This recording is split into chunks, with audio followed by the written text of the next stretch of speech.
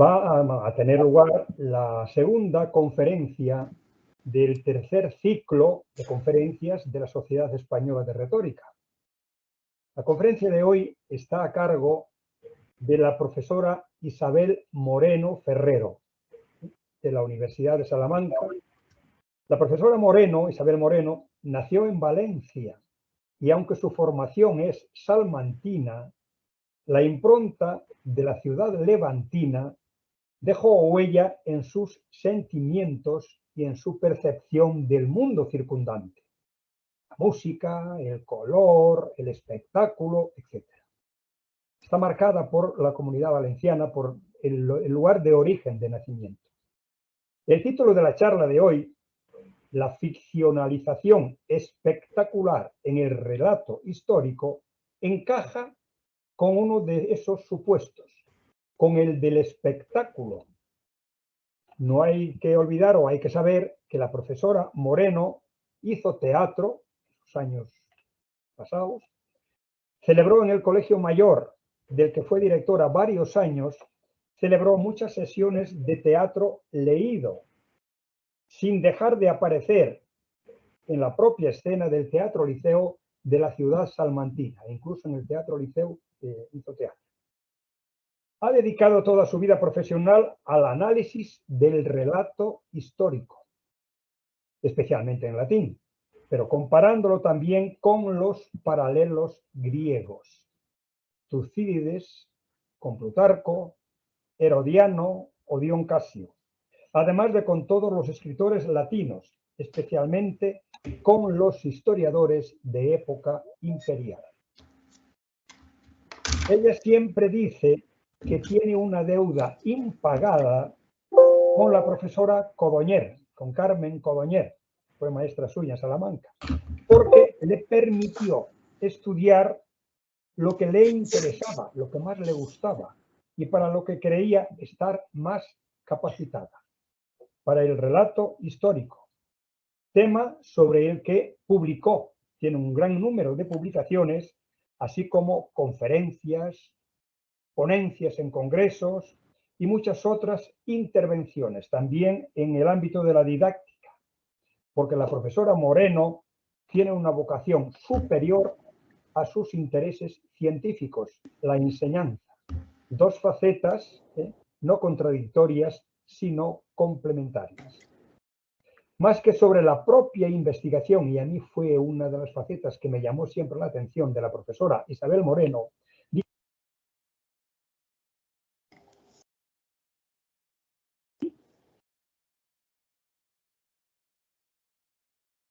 Nos hemos quedado sin voz.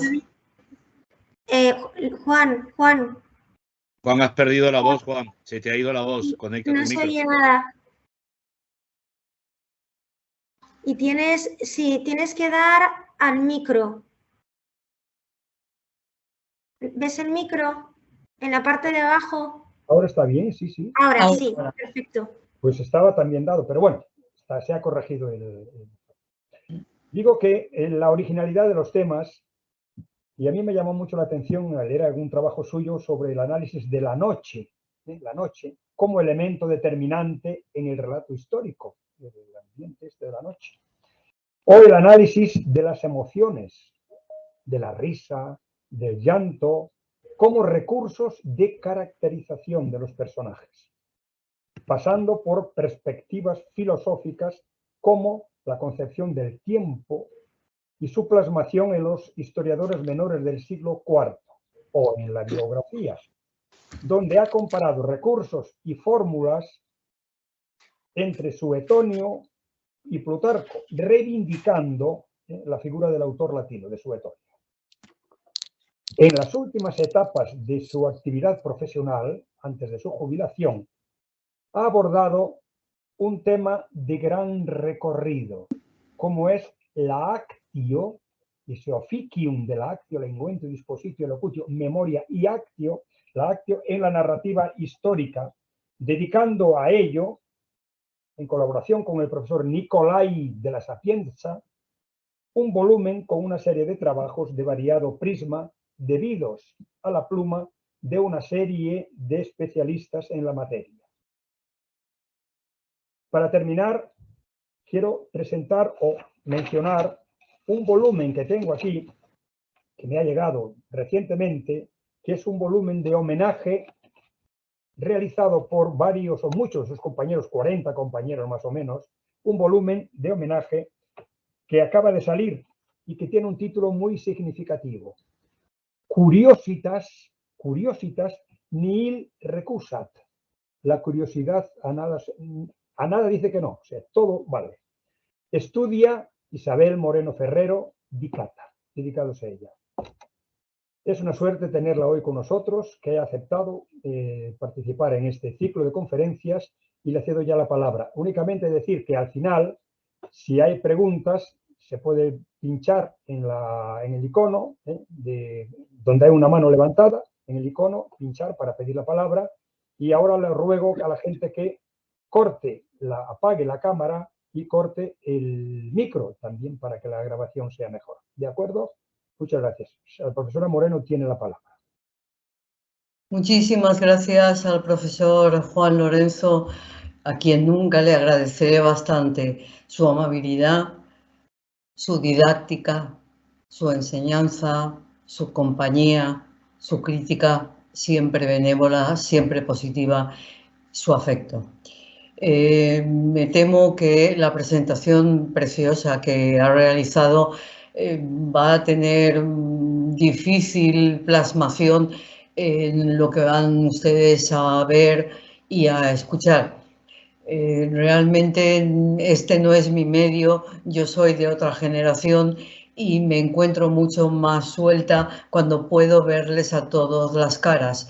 Esta presentación que agradezco infinito se me haya hecho como invitación a participar en un foro tan autorizado como el que ustedes están configurando, realmente pierde mucho de su sentido cuando no es factible utilizar la retórica y la oratoria precisamente para lo que están concebidas, para dirigirse al oyente, al lector y convencerlo, enseñarle y conseguir que recuerde algo con el paso del tiempo. Me van a tener que perdonar muchos deslices, el primero de ellos no es menor, el Power no es mi sistema habitual de realización de este tipo de trabajos, que suelen ser mucho más ilustrativos, mucho más distraídos, mucho más variados, y sin embargo aquí precisamente analizando una cosa como la retórica espectacular, vamos a encontrarnos con el problema de que yo no voy a ser capaz de transmitir el espectáculo igual que lo transmitían estos historiadores que nos han enseñado tanto a veces más que Cicerón, porque Cicerón tenía un discurso muy específico dentro de una actio, como decía el profesor Juan Lorenzo, muy reducida, como era el foro. Y sin embargo, estos historiadores han sido capaces de buscar a lo largo y ancho del mundo sus puntos de apoyo, sus escenarios.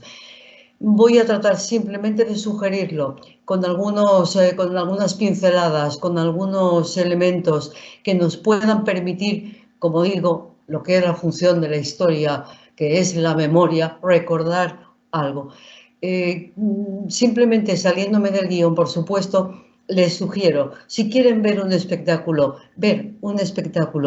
verdaderamente ilustrativo de lo que es la labor de un historiador, busquen ustedes, no está en programa, no pensaba hablar de ello, pero el profesor Juan Lorenzo me ha dado pie y aprovecho la ocasión. Busquen ustedes en Herodiano en la pompa de Heliogábalo caminando delante de su dios, un berilo o una piedra como la de la Kaaba, caminando de espaldas para no perder de vista al Señor de sus esfuerzos y yendo a lo largo de toda la ciudad de Roma hasta entronizarlo en su templo. De verdad, hay pocas piezas tan curiosas como esa pompa de Heliogábalo. Por lo demás, un emperador bastante enloquecido. Y repito, pidiéndoles mil perdones por todos los fallos técnicos a los que no llego y literarios, históricos, científicos y didácticos que me puedan sobrepasar en estas circunstancias, voy a darles ya paso al Power para iniciar esta pequeña contribución a algo tan importante como lo que la Sociedad de Retórica está haciendo, por lo cual yo creo que le estaremos eternamente agradecidos siempre al profesor Juan Lorenzo y a su equipo.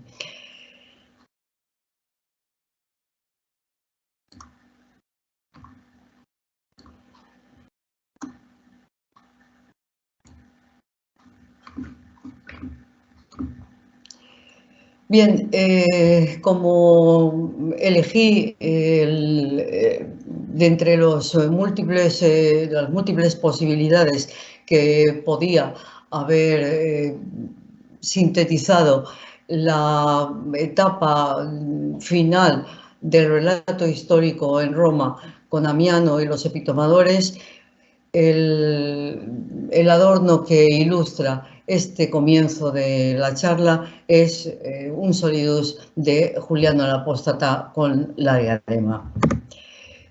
No podía, lógicamente, en una charla donde vamos a intentar hablar de ficcionalización, no podía dejar de contraponer los dos elementos sustanciales.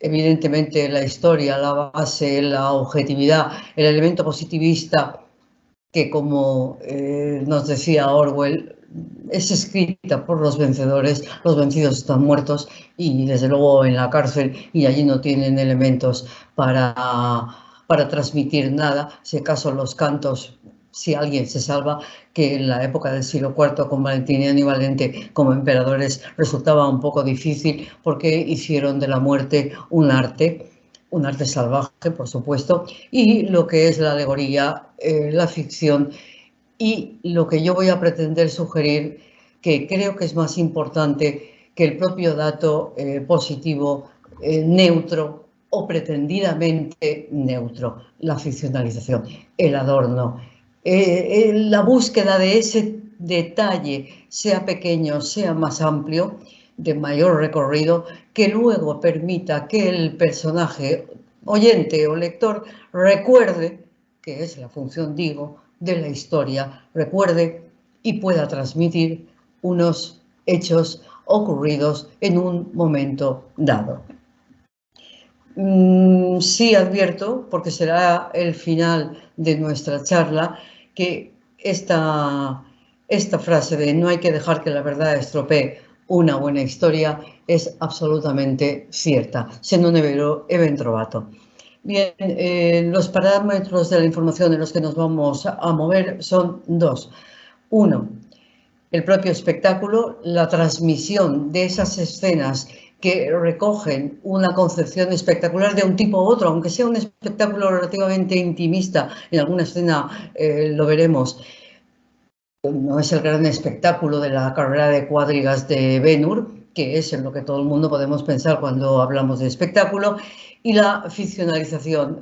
Los elementos que tenemos aquí ilustran esto que quisiera yo apuntar. Bueno, esto es la serie Roma. Aquí vemos la reproducción de un triunfo con una serie de datos y detalles externos que nos permiten hacernos una idea de lo que era el Júpiter redivivo al que imitaba este vencedor que estaba celebrando el triunfo. Pero observemos la siguiente viñeta, donde el personaje, un poco irónicamente, mantiene una corona de oro de roble.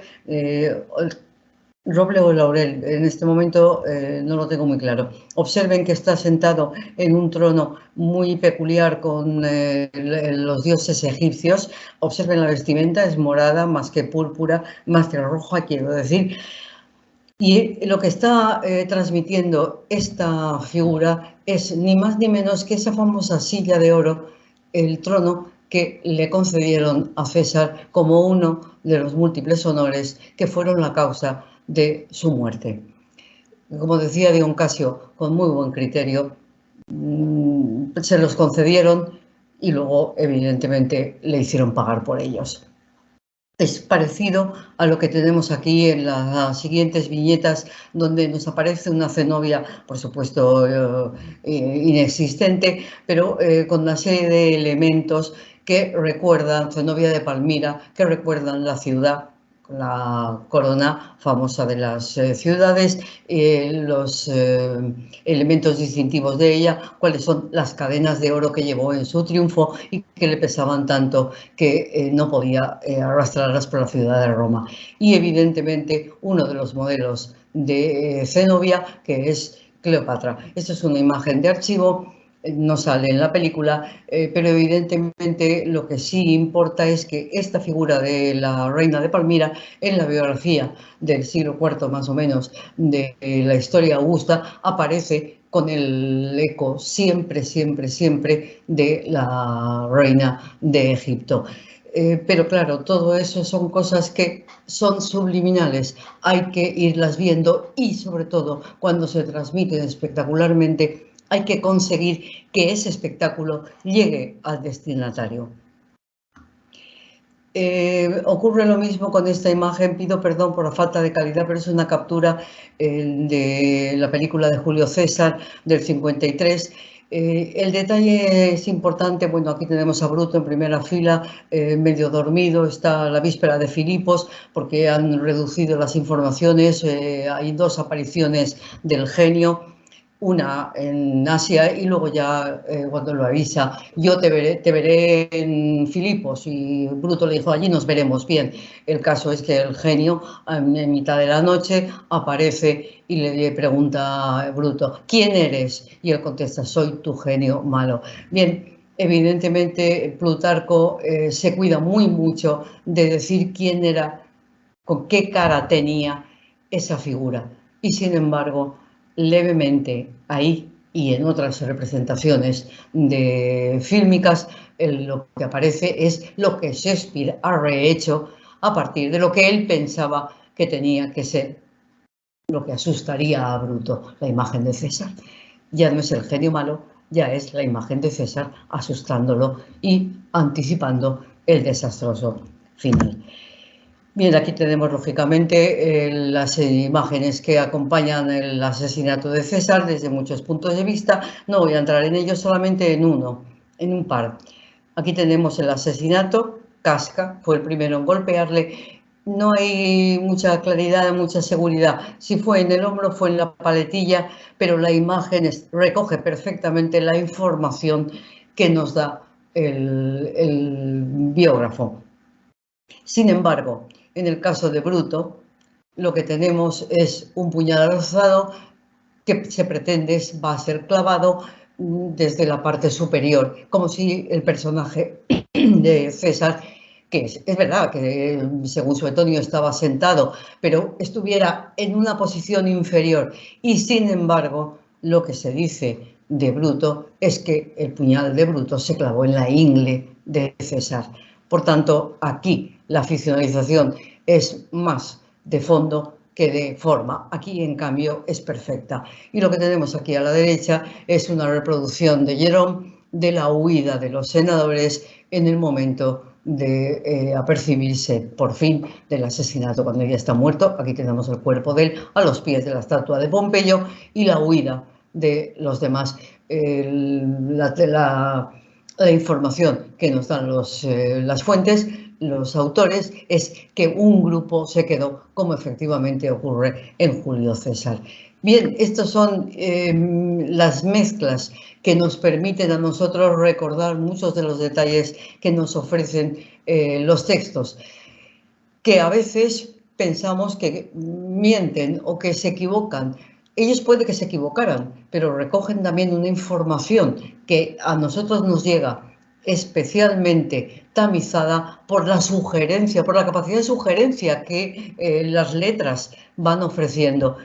Aquí tenemos 2 imágenes perfectamente parlantes, al mismo tiempo que espectaculares. Está claro esta escena de César entrando en la curia, deshilachado,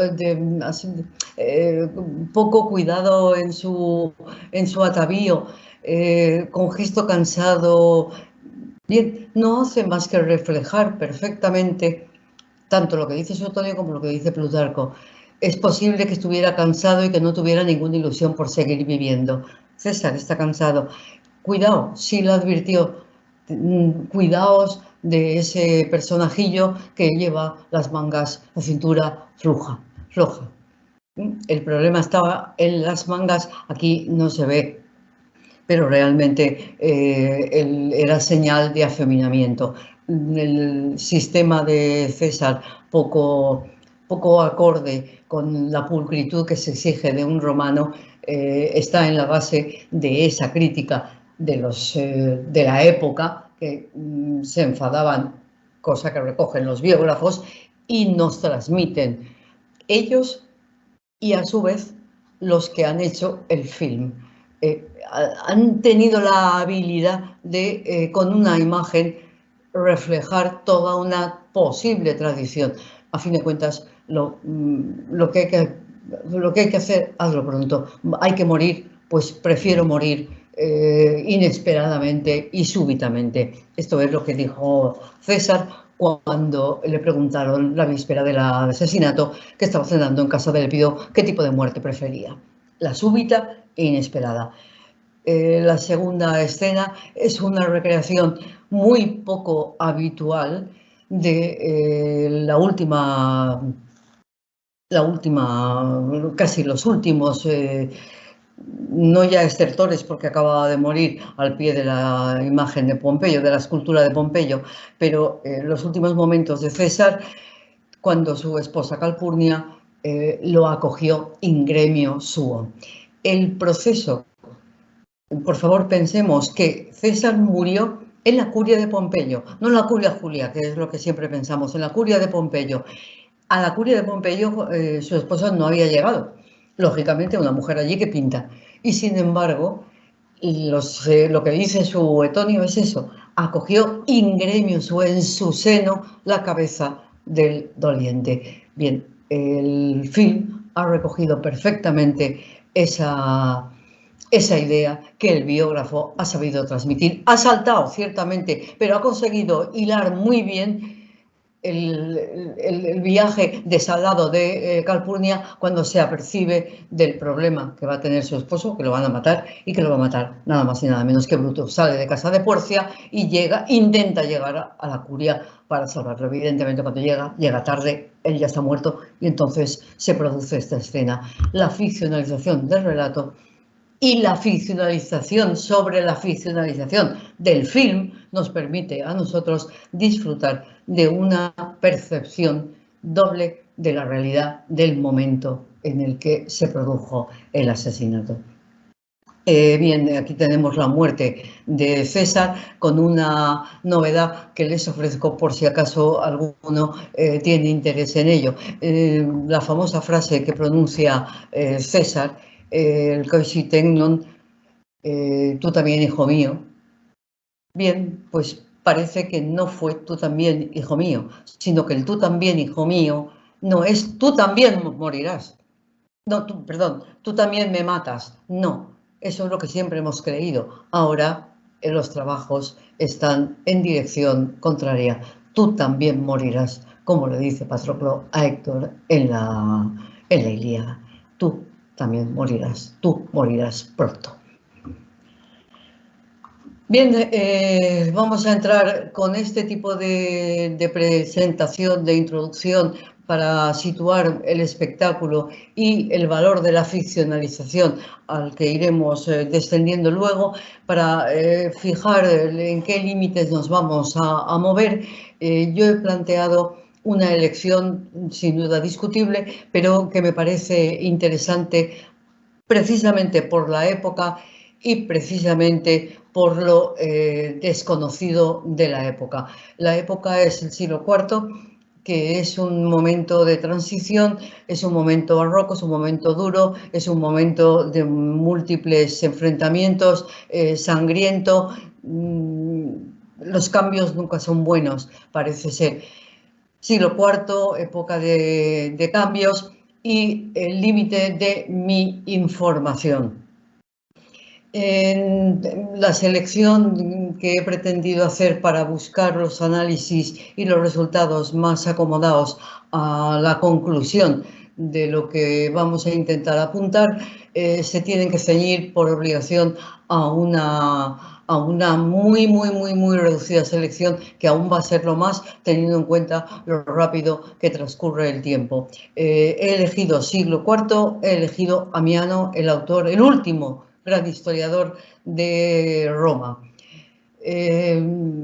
Famoso por muchas razones, nació en Antioquía, ciudad odiada por Juliano el Apóstata, del que hemos visto hace un momento la imagen en el Solidus de entrada, y justo la última figura, el último responsable de la última gran composición, que son las Res Gestae, aunque lamentablemente solo nos ha llegado de ellas la mitad al final, desde el libro 16 hasta el libro 31, con muchos problemas y muy interesante por muchas razones. Bien, a mí me gustaría en el análisis limitarme a estos bloques que tengo aquí, pero es evidente que iré pasando para no agobiarles.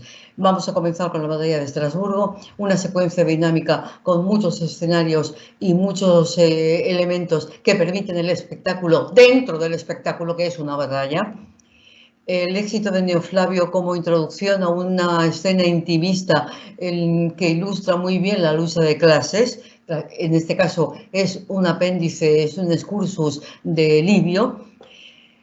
Un bloque de muertes. Bueno, muertes, si ustedes quieren, a mí no hay miles. Yo he elegido las que me han parecido más claras para lo que pretendo demostrar y más breves. La muerte de Firmo, la muerte de Siquia y las de Valentiniano el emperador y Simónides el filósofo joven que muere abrasado. Una escena completamente esperpéntica para contrarrestar la tragedia de las escenas precedentes, que era la elección de Procopio, la conjura de Teodoro, que arrastra a Simónides y a otros muchos a la muerte, y que supone la adivinación con una laja y un trípode del nombre del heredero presunto de Valente. Semejante cosa era suficiente como para desatar una serie de muertes absolutamente impensada e impensable. Bien, una de las muertes previstas es la de Eutropio, un epitomador que sin embargo se salva gracias al sacrificio de uno de los implicados. Generosidad y suerte. La obra de Eutropio nos ha llegado completa y con traducción al griego. Un éxito didáctico sin parangón. Y el último punto, que es ilustrativo de lo que es el cambio de la época literariamente hablando, la mezcla de roles, la mezcla de géneros, la mezcla de registros, ya no de sistemas de exposición, ya no en el apartado de la elocutio, sino en la selección amplia de los procedimientos. Aquí aparece el cuento, aquí aparece la novela y, por supuesto, lo que aparece es la tragedia con la que termina la obra de Amiano y, por supuesto, una época, porque a fin de cuentas la obra de Amiano es el fin del Imperio Romano. Bien, lo que tenemos aquí es una imagen de la batalla de Estrasburgo, en la que yo no voy a entrar simplemente porque a nosotros nos interesa después verla desde el punto de vista de los elementos que la configuran. Si pretendemos una información, lo que tenemos es que buscar a un personaje, a un escritor como Eutropio. Eutropio nos dice, por él, hablando de Juliano, con un número relativamente reducido de efectivos, fueron exterminadas las muy numerosas tropas alamanas en Argentorato, ciudad de la Galia, capturado su famosísimo rey y restituidas, evidentemente a nuestro control, esta es la traducción mía, las Galias. Bien, nos hemos enterado de algo, aunque quizá no mucho. Nos hemos enterado de que hemos ganado, de que había pocas tropas, No sabemos por qué había pocas tropas. Porque si hay pocas tropas en lucha, Juliano se arriesga a una derrota en un sitio tan complicado como las orillas del Rin, controlando las Galias. ¿Por qué con un reducido número de efectivos? Bueno, fueron exterminadas las tropas alamanas. ¿Cuántos murieron? ¿Por qué murieron? Sí, claro. Y fue capturado su famosísimo rey. Pues sí, claro, pero ¿y quién es su famosísimo rey? No tengo ni idea. Y volvieron las Galias a nuestro poder. Sí, hemos aprendido bastantes cosas y sin embargo no nos hemos enterado de casi nada, más que del resultado. Bien, el positivismo ha triunfado, pero en cambio el recuerdo no. Hay en cambio otra forma de contar ese mismo evento, que es el que Amiano practica. Tengamos en cuenta que, como resulta evidente para cualquier romano y cualquier estudioso hoy de la antigüedad, la retórica es un metalenguaje, es una cosa que estudia cómo se hablaba, pero es un arte, es una técnica, es una ciencia que se analiza y que se aplica. No olvidemos que es un sistema también muy institucional y muy institucionalizado, por tanto, actúa con fórmulas represivas, manipuladoras y al mismo tiempo sugiere una réplica muy sutil precisamente para no verse implicado en un problema adicional. ¿Cómo termina la obra de Amiano? Bueno, yo he llegado hasta aquí. Los que si quieren, para hablar del resto, tendrán que utilizar un lenguaje mucho más florido. Evidentemente, Amiano lo que está sugiriendo es que a partir de estos momentos ya no se puede escribir con veracidad, hay que recurrir al panegírico, o alabas o estás muerto. Y él ya lo ha contado antes con mucha habilidad, pero con notable también sutileza. Bien, lo que tenemos pues en el caso de Estrasburgo es una aplicación retórica con una serie de recursos que permiten la variatio. Hay 12 folios aproximadamente del relato, frente a las 4 líneas o 2 o 3 de Eutropio, pues tenemos bien claro dónde ha estado el proceso de engrandecimiento, porque que yo sepa, la batalla se ganó. Con una serie más de datos tendríamos la información completa. No había suficientes efectivos porque Barbación había sido un traidor y se había pasado con su gente a Constancio. Bien, había dejado a Juliano realmente a los pies de los caballos.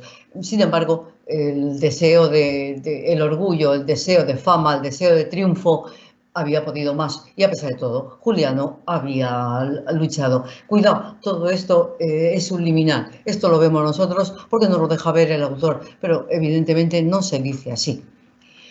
Bien, antes de ver la batalla, aquí tenemos una imagen de la edición inicial de Amiano Marcelino y la estatua de su ciudad de Antioquía, que es muy bella, con el Orontes a los pies. Antioquía ahora ha quedado destrozada, así que no sé lo que quedará de ella. Es una ciudad, era una ciudad muy, como digo, muy odiada por Juliano, pero verdaderamente impresionante. Bien, aquí tenemos la distribución de la ciudad con el río. Si lo he puesto es porque los ríos son fundamentales. Bien, vamos a ver aquí el de protagonismo determinante del Rin, igual que en otros casos, ahí en Antioquía está el Orontes y luego están el Éufrates y luego, por supuesto, están el Éufrates, el Tigris y Tesifonte. Pero claro, eso ya es para otras circunstancias. Bien, lo que tenemos, lo que tiene que conseguir el autor con sus 12 páginas de relato es captar el interés del oyente o del lector y evidentemente marcar a fuego sus ideas, la eternidad del recuerdo. La historia no tiene leyes escritas, pero tiene mucha tradición, tanto para el contenido cuanto para la forma y los recursos que se utilizan. Los tópicos que después se aplican proceden ya de los elementos preliterarios. y evidentemente la misma idea que en su momento nació con las inundaciones del Tíber, pues eso importaba por muchas razones, pero también importaba porque dejaban la ciudad hecha un Cristo. Bien, el espectáculo es fundamental y se consigue mediante una serie de recursos combinados, cuando no aislados o cuando no secuencialmente sucesivos.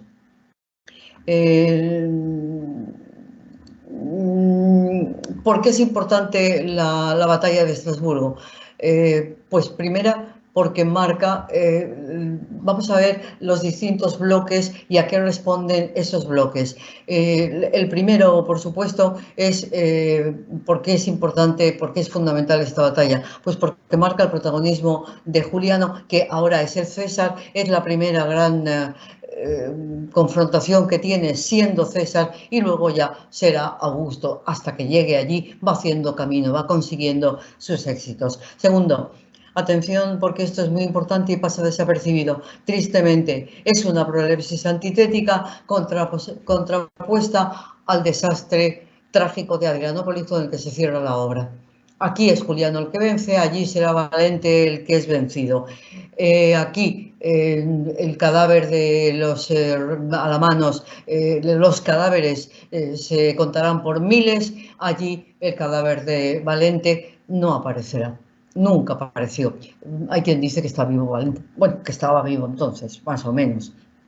Adrianópolis supone un cambio radical en el sistema militar, pero también en la concepción de los procesos.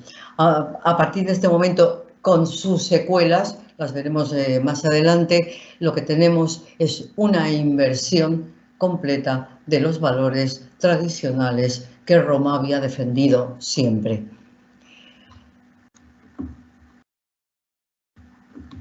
La batalla de... Bueno, he elegido una para que más o menos nos sirviera un poco de descanso. He elegido la batalla de Adrianópolis para que se pueda ver el desastre completo en el que se vieron inmersas las tropas romanas por incompetencia de sus líderes. Estamos en agosto y los soldados romanos, prácticamente sin desayunar, se pasaron al raso, soportando el calor toda la mañana. La batalla fue a mediodía, estaban agotados. Bien, aquí tenemos a un sólido de Valente, igual que he puesto antes el paralelo de Estrasburgo. Uno de los elementos impactantes, espectaculares del pasaje de esta batalla de Estrasburgo es la personificatio del Rin. ¿Por qué es importante? Bueno, hoy esto no nos llama la atención. Los factores físicos son determinantes. Tenemos la guerra de Ucrania todos los días en nuestra televisión y entendemos el porqué de las líneas, el porqué de los puertos, el porqué de los ríos, el porqué de los puentes. Bien, aquí tenemos el sistema clásico, donde evidentemente el Rin marca perfectamente el por qué se da allí y cómo se gesta la batalla. Lo que tenemos aquí no es la batalla de Estrasburgo. Yo he elegido otro evento fundamental que muchos de ustedes recordarán, que es el paso del Rin por Mogotiaco de las tropas germanas, de la coalición de tropas bárbaras en el 476 después de Cristo. Es el principio del fin, la invasión de los bárbaros, literalmente hablando, el día de fin de año, por el símbolo.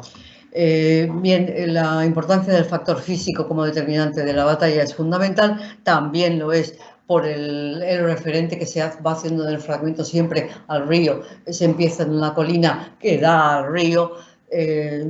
La metáfora de los soldados es con la comparación con los marineros, con las barcas que cruzan el río.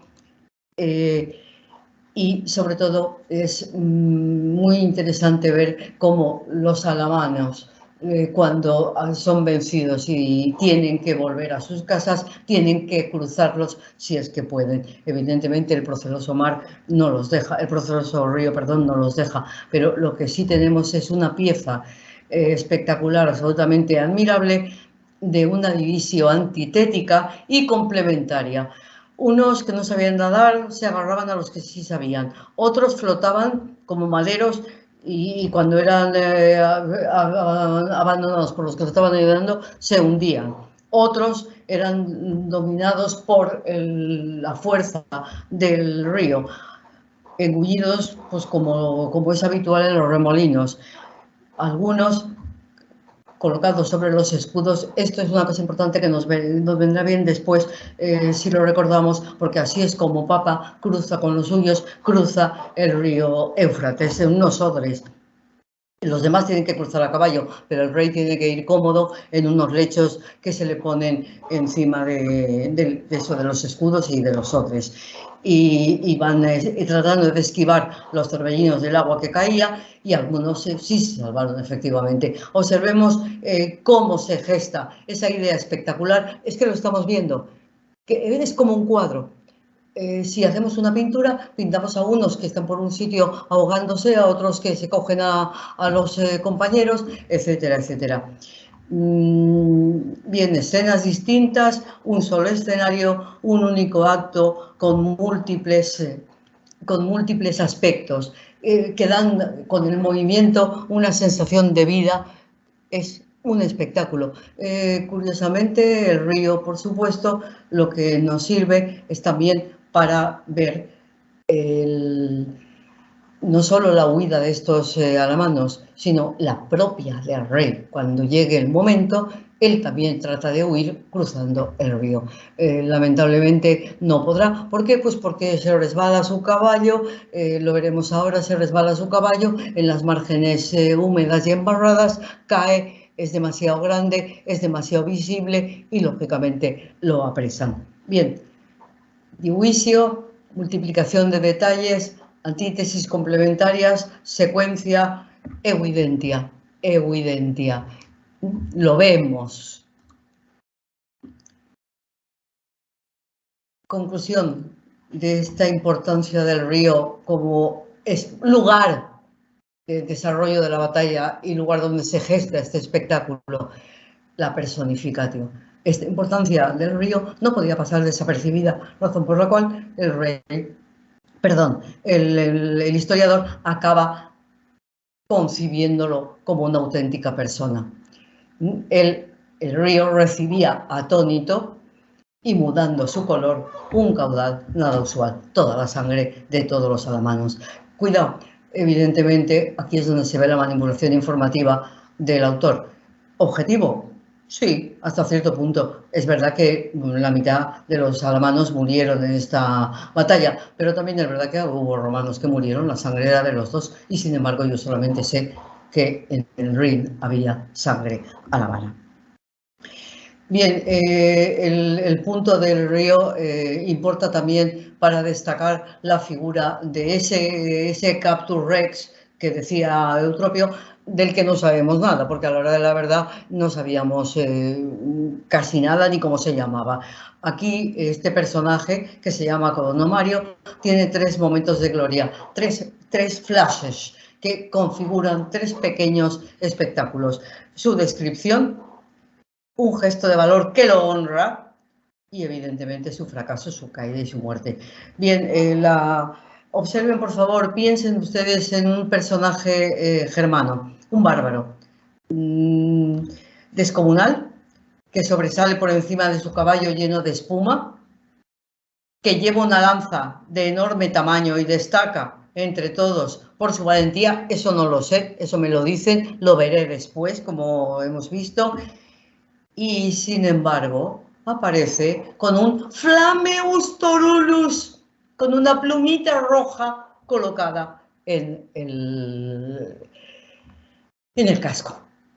Bien, la verdad es que la figura llama poderosamente la atención, es una de las descripciones más impactantes que lleva a cabo Amiano.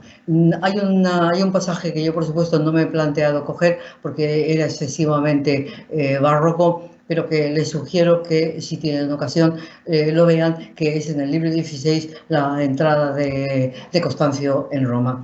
Verdaderamente es majestuosa, pero además es ilustrativa de esta condición espectacular que tenía el romano en general, los historiadores y nosotros cuando leemos ese tipo de espectáculos. Bien, su descripción, el detalle de su valor. Aquí sí que se ve, en la descripción se ha preconizado su valentía, aquí sí que se habla de su valor, pero se ve, aquí sí, porque los alamanos, en medio del discurso de Juliano, que iremos ahora, en medio de este discurso de Juliano, lo que hacen es gritar y enfadarse, y con un poco de lógica, porque los demás reyes van a caballo y ellos van a pie, y entonces una persona que va a caballo tiene más posibilidades de escapar. Si pierde, la huida es mucho más factible a caballo que andando. Bien, observemos que esto es una preconización, es una prolepsis que ya anticipa lo que están pensando los alamanos de su propio desastre. Si ya lo anticipan ellos, no es factible que ganen, si acaso que pierdan. Pero con esa protesta lo que hacen es que Codorníu Mario, con mucha lógica, descabalgue y se una a ellos. Al menos gesto de valor y de compañerismo en lucha con los suyos. Bien, un punto también importante y complementario, muy notable para el sentido del espectáculo. Pensemos en la fanfarria típica de Quo Vadis o de Ben-Hur, es fundamental, los sonidos de las trompetas, que son los que dan inicio al proceso del combate. Tercer punto de gloria, tercer elemento espectacular. Yo no puedo detenerme mucho, pero esta persona orgullosa, enorme en su complexión, que iba a caballo comiéndose el mundo con ese Flammeus Torulus, simplemente intenta huir, intenta cruzar el río con unas barcas, evidentemente no lo consigue, como digo, se resbala, es reconocido por su tamaño, lo que antes era una ventaja ahora es un inconveniente, y presentado ante el emperador. Bien, lo triste del asunto es justamente que cuando muere una persona tan importante, tan física, tan motora como es este rey, queda absolutamente anulado y muere en el celio de senilidad. Bien, observen por favor la cantidad de detalles que nos da el autor para ir viendo cómo se produce esta muerte. Sortea, se retira, rodea, se escabulle. El final de la gradatio es el golpe de la fortuna. Es capturado. Fortunae prioris magnitudine perditus. Bien. El tema va a ser importante para lo que veremos después, siendo muy breve porque veo que no tenemos muchas opciones de acuerdo con el tiempo. Las emociones son siempre determinantes y el miedo es fundamental. Una de las cosas que tenemos en este siglo IV en la obra de Damiano es la crueldad, la ira, la tragedia, todas las torturas, las muertes, miles y además cada una más variada que la otra. Pero curiosamente uno de los motores, aparte de la ira, que también lo es con Valentiniano, con el propio Valente, aparte de la ira, que también es muy determinante, el miedo. El miedo es, lo vamos a ver en 2 o 3 escenas, es lo que define la acción del personaje. Y uno se pregunta en ocasiones, ¿miedo a morir si te estás matando? Ahora lo veremos. Detalle importante, el sentido del honor de unos compañeros del vencido que se quieren entregar con él y se entregan con él. Bien, el juicio sobre los bárbaros es bastante negativo, que son humildes en la adversidad y orgullosos cuando llega el momento, y justamente la aplicación al personaje de esa generalización concreta. El personaje pálido, turbado, pálido, también estará Procopio, del que pretendíamos hablar y no podremos llegar, con un punto sobre el que llamo la atención, pero en el que ahora no vamos a entrar, que es esa retórica del silencio que a él se le impone como característica.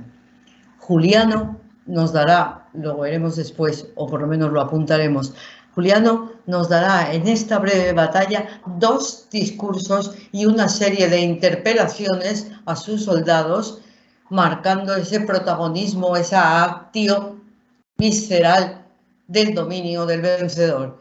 Y sin embargo, Codonomario no tiene voz.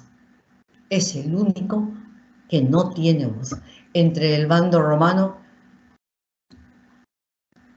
en el bando romano habrá incluso un signífer que toma la palabra para increpar amablemente a Juliano y decirle: vale, ánimo, pergue, imperator. Y sin embargo, Codonomario,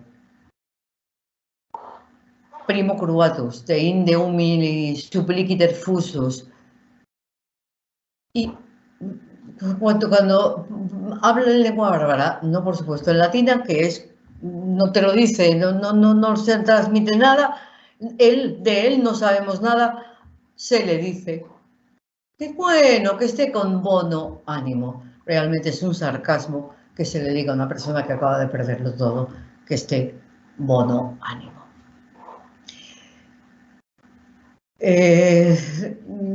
Conclusión de este bloque que hemos visto: que no importa ni la racionalidad ni la veracidad, que no falsedad, no tiene por qué ser falso nada de lo que se nos dice, pero lo que importa en el fondo es las emociones que determinan las acciones.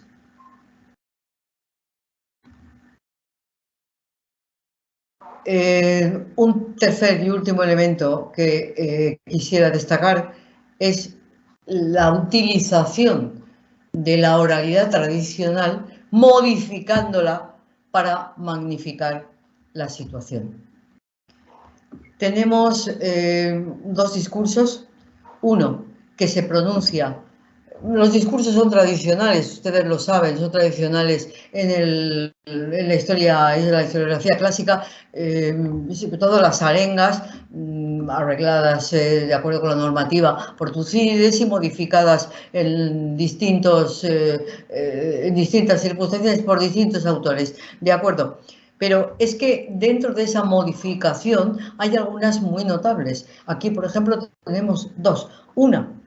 Un discurso que se pronuncia antes de la batalla, en medio del camino, y que se caracteriza no por la llama que ponga el orador, sino simplemente por la dulzura innata que pone este orador, que es el emperador Juliano, en sus frases al dirigirse a los soldados, y que el eco de la tradición permite evocar y enlazar con el pasado y con Livio. ¿Por qué? Pues porque hay un discurso de Paulo Emilio poco antes de la batalla de Pydna, cuando los soldados, muy enfadados porque no les dejan luchar, le recriminan amargamente que luchen. Y Paulo Emilio, con calma y con tranquilidad, guarda silencio, entra en la tienda, no les hace caso, provoca el enfado en todos, hasta que al día siguiente reúne a los soldados y les explica por qué no ha querido combatir. Estamos cansados, hemos hecho un largo viaje. ¿Creéis que vamos a poder mantener un tono vital adecuado a los enemigos? No, hemos descansado y ahora es el momento de luchar. Entonces, ahora sí podemos enfrentarnos al enemigo. Eso es lo que hace Juliano. Hoy no vamos a luchar, estamos de camino, mañana ya nos enfrentaremos a él. Bien, este primer discurso es previo al momento en el que se inicie el combate, pero luego se inicia el combate.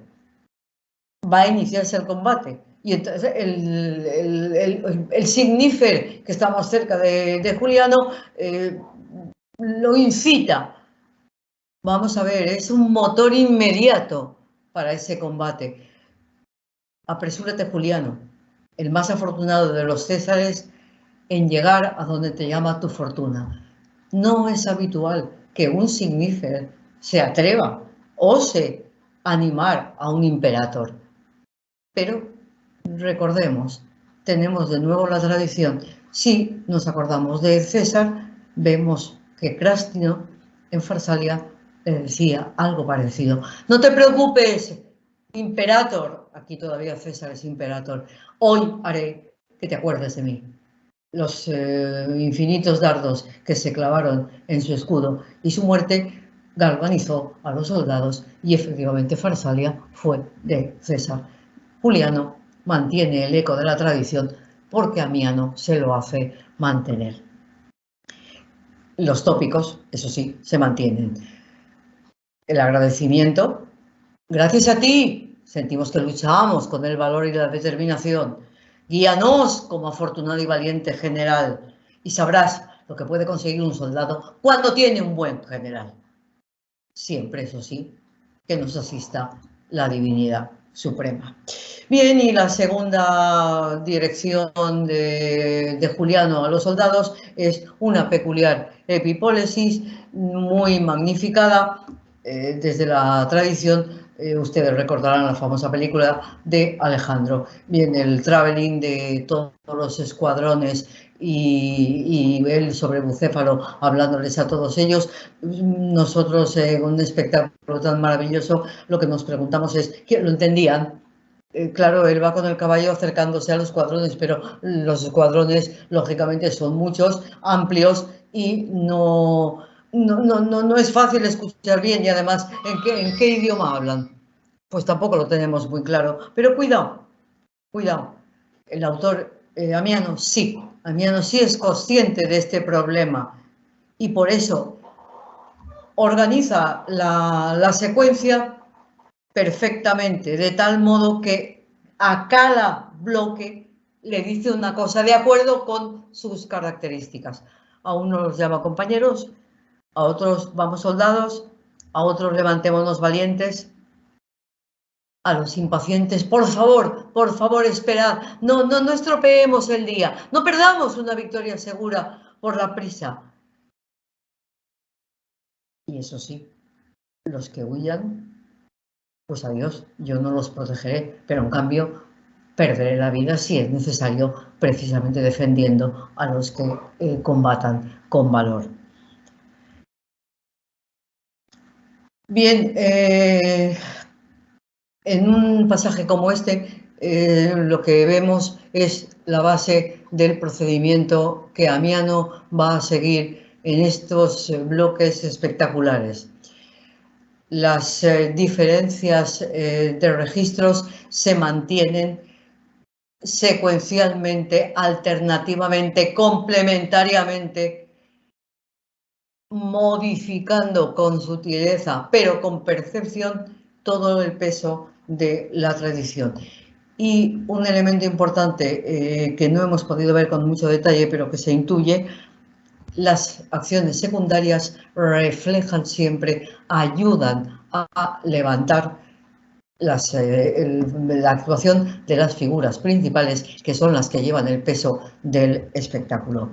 Los elementos descriptivos y sensoriales, las tubae, las trompetas, el litus, lo que supone movimiento y lo que supone sonido, va creando la vida alrededor del texto. Y eso nos va permitiendo a nosotros confiar en que lo que tenemos en la mente es un auténtico espectáculo.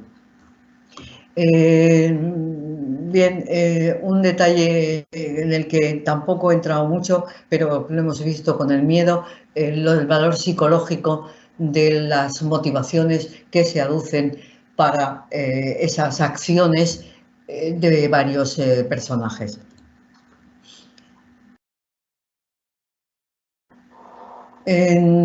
Tengo aquí un pasaje notablemente importante, pero lo voy a suprimir para marcar el contraste entre esa secuencia tan variada y tan amplia, y voy a pasar a otro pasaje, también en este caso estático, antítesis a esta escena dinámica que Estrasburgo como batalla genera.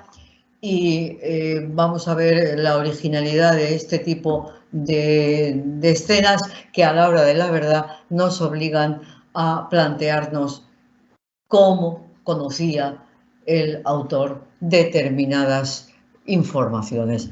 Bien, el personaje Firmo es un reyezuelo africano. Cuidado, no es el que aparece en la historia augusta, ni es el egipcio, es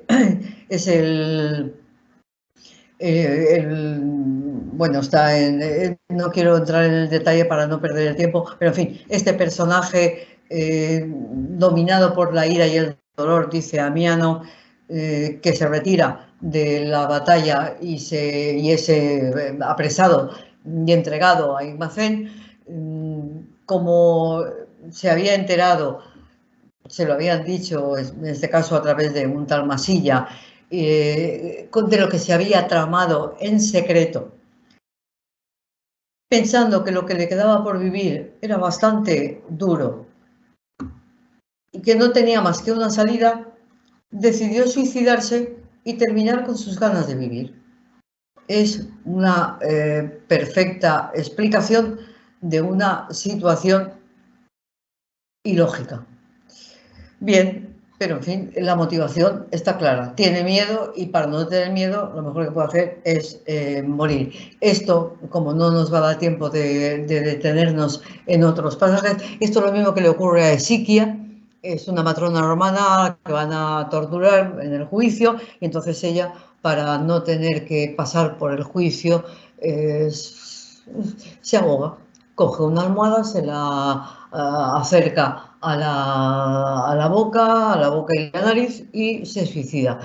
Por favor, observen la dificultad del proceso de ahogamiento de una persona por sí misma.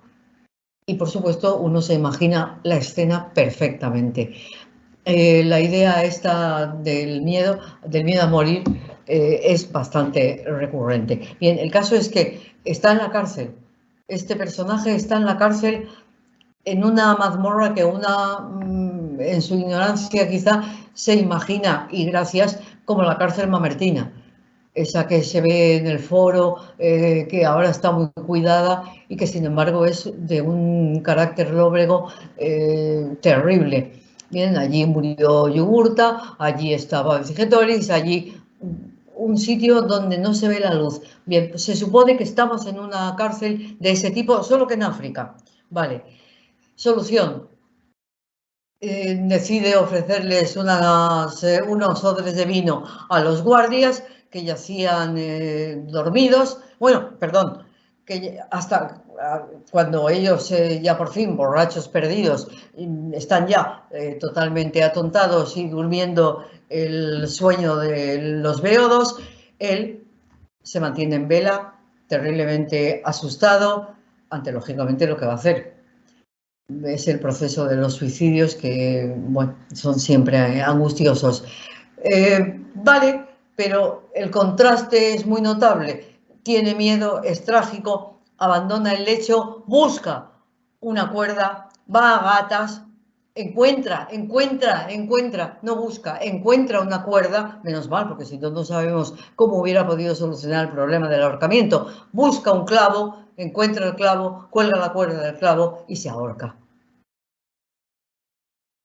Bien, tiene mucha razón en el hecho de librarse de otra muerte muchísimo más espantosa que esa. Dentro de la cadena de muertes, tanto las gestadas por Pedro Catena como las gestadas bajo Valente, son absolutamente horripilantes. El léxico de Amiano es muy duro, pero muy variado. Desmembramiento de miembros, la cabeza arrancada, el evisceratus. Bien, no hay nada, no hay ninguna muerte dulce en toda la obra. Estas sí, porque además las eligen los protagonistas. Pero observemos el movimiento y la descripción del entorno que nos crea un espacio físico perfectamente concebible como espectáculo, y sin embargo no sabemos cómo Amiano se enteró de todo lo que nos acaba de transmitir.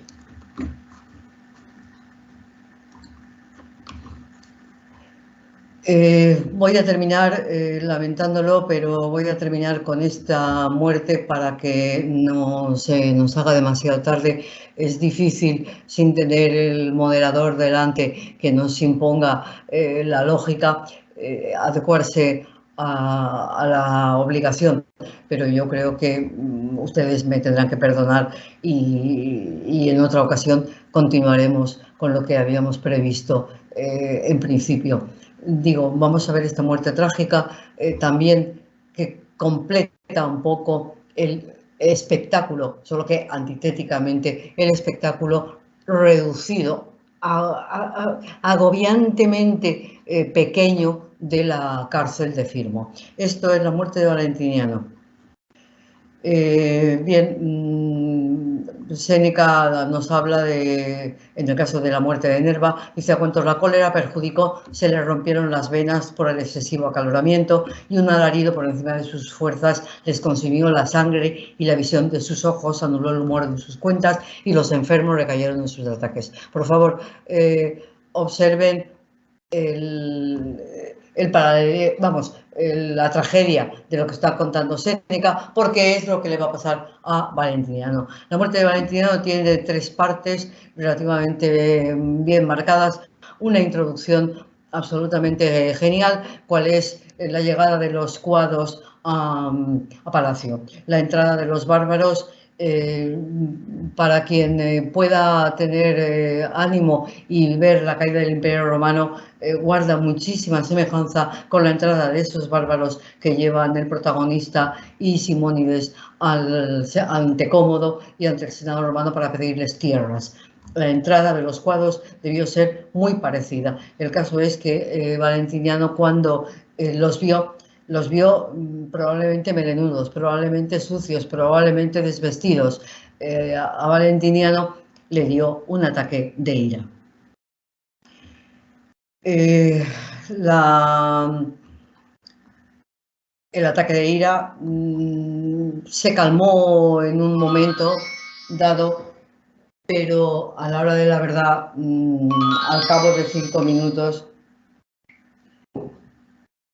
el personaje sufrió un ictus, el segundo acto. El ictus cayó del cielo, perdón por las erratas, cayó del cielo y se encontraron los soldados, los servidores con un grave problema. Tercer acto.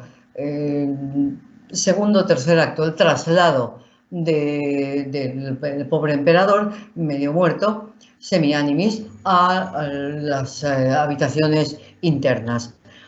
Bien, en estas habitaciones internas lo que hay es una reacción física parecida a la que Séneca había planteado: el rostro que se sofocó, el flujo sanguíneo que se detuvo y el cuerpo que se cubrió de gélido sudor. Y esa entrada a las partes más íntimas lo que supone es la percepción de que el emperador, con toda esa serie de problemas, está vivo, siente, pero no puede hablar, y los demás están buscando médicos, pero no lo encuentran médicos, y él se da cuenta de que no encuentran médicos, que se va a morir, tiene espasmos como los cestos de los gladiadores, esos guanteletes con pinchos que los gladiadores utilizan.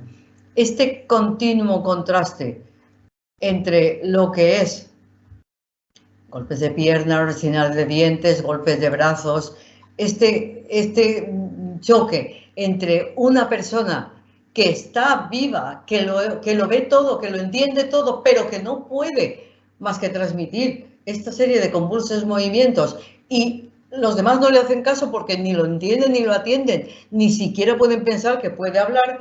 Este contraste resulta determinante para una escena absolutamente trágica, tragicómica en cierta manera. ¿Cuál es esta? Lo más importante, este personaje morirá como los demás han muerto, condenado al silencio, no puede hablar. A los demás no los dejaba hablar él, y aquí él tampoco puede hablar. Puede pensar, puede sentir, pero no hablar.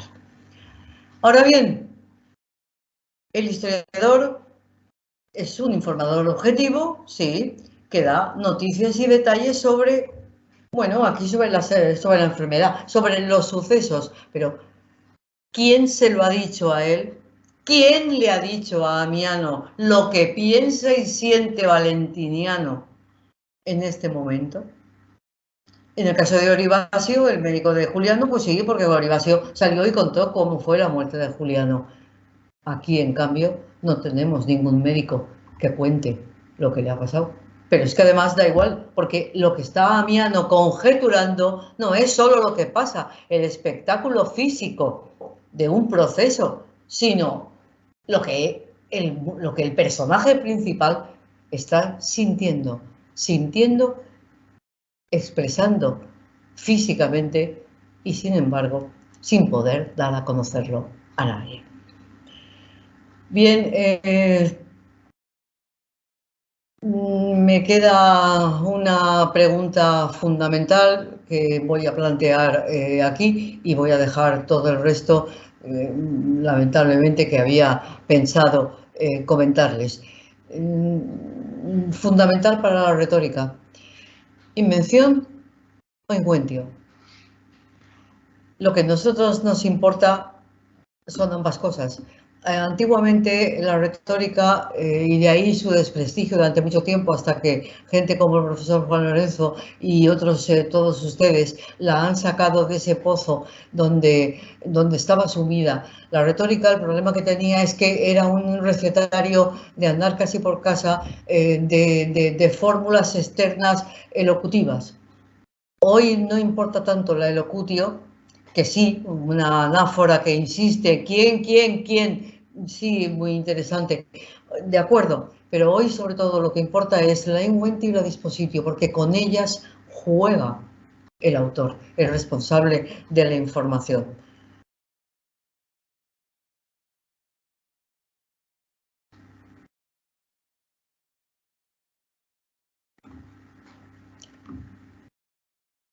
Repito, invención o encuentro. Este es el sarcófago de la personalidad de Juliano y simplemente voy a añadir un detalle como complemento dentro del último de los pasajes, de los dos últimos pasajes que no hemos podido analizar. La mezcla de géneros literarios que permite ir avanzando, que el relato avance hacia un aspecto que no tiene por qué ser riguroso. Atención a la modificación de la Iglesia. La Iglesia será una adalid de la verdad, entre comillas, de esa verdad absoluta que conduce a esa serie de documentos verdaderos, no recreados, porque lo falso es falso. Y sin embargo, los elementos propios del cuento y los elementos propios de la novela van a dar mucha agilidad a la narración histórica. Es lo que ocurre, por ejemplo, en el caso de Papa, en el cruce del Éufrates, con esos odres que le ponen para que cruce él y su séquito, y en el caso del Viator, que lógicamente evoca, como no, el Ligur de Salustio, que buscaba caracoles y encontró, mientras buscaba, pobre, caracoles, encontró el tesoro de Yugurta. Elementos de cuento, elementos de novela que modifican, amplían la visión del relato histórico, centrado cada vez más en esa pureza que exige el planteamiento de la historiografía cristiana. La obra de Amiano termina por antítesis, no con el desastre de Adrianópolis, que es simplemente un punto de avance en el clímax del declive, sino con dos tragedias, digamos, menores, con dos datos menores que en cambio son tragedias de amplia escala.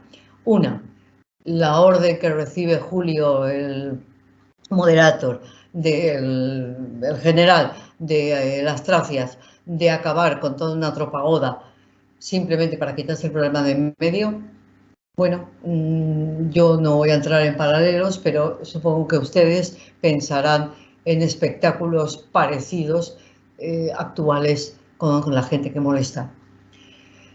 Y en segundo lugar, claro, es una forma perfecta de quitarse godos de delante. Se les mata y ya está. La masacre es impresionante.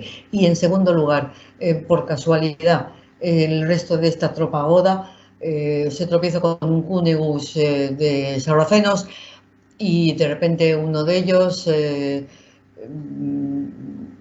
tiene, bueno, saca una navaja, le corta la cabeza a uno de estos godos y se bebe su sangre.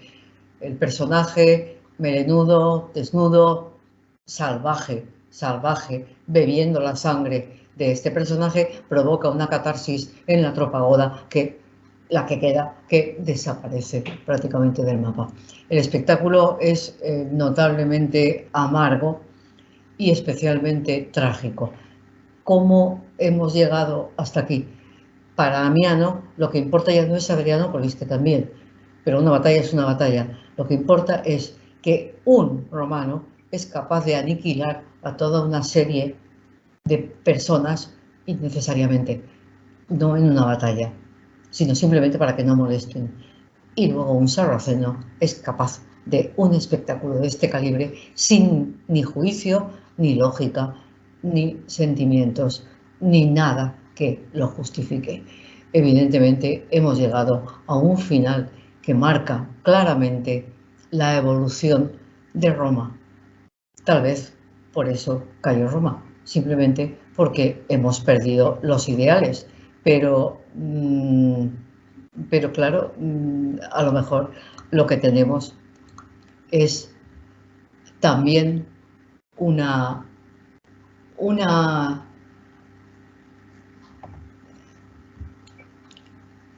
ficcionalización. A lo mejor el autor ha querido dejarnos esa impronta, alargando un poco la realidad. Y hay que tener en cuenta que esta ficcionalización de la historia al menos nos lleva a recordar claramente. Perdón, se ha ido esto. Bueno, nos hemos quedado sin el final, sin las imágenes finales. Bueno, lo siento. Lo siento, ya sabía yo que la técnica al final nos tendría que jugar una mala pasada. Bien, el caso es que